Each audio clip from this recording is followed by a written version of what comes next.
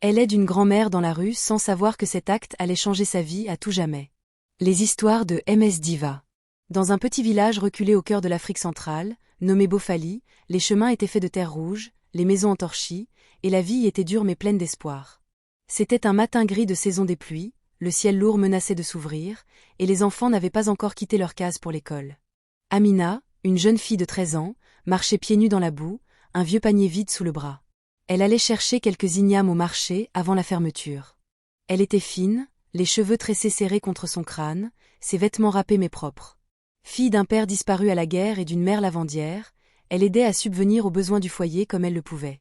Ce jour-là, juste avant l'averse, Amina aperçut une vieille femme recroquevillée sous un manguier, à l'entrée du village. Elle portait un grand pagne violet trempé, et son dos voûté semblait plié sous un fardeau invisible. Les villageois passaient devant elle sans s'arrêter, pressés de rentrer chez eux avant que la pluie ne se déchaîne. Mais Amina s'arrêta.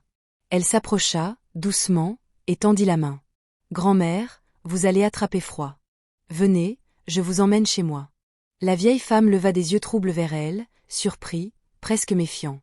Puis elle hocha lentement la tête. Amina la soutint du mieux qu'elle pouvait, malgré le poids, malgré la pluie qui commençait à tomber. Elle l'installa chez elle, lui apporta de l'eau tiède, un vieux foulard sec, et partagea avec elle le peu de bouillie qu'il restait. La mère d'Amina, bien que fatiguée, ne dit rien.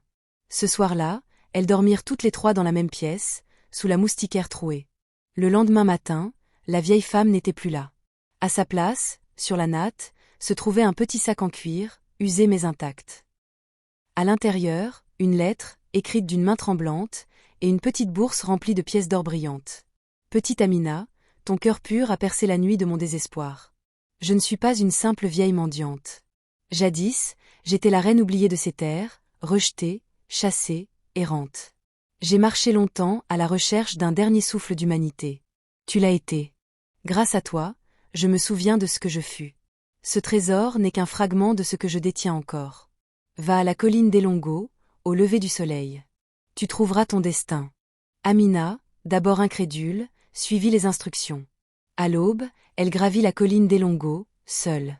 Là, cachée sous un vieux baobab, elle découvrit un coffre enfoui, rempli de parchemins anciens, de bijoux d'un autre temps, et d'un médaillon portant le blason royal du royaume disparu de Mbok. Le nom d'Amina devint bientôt connu dans tout le pays.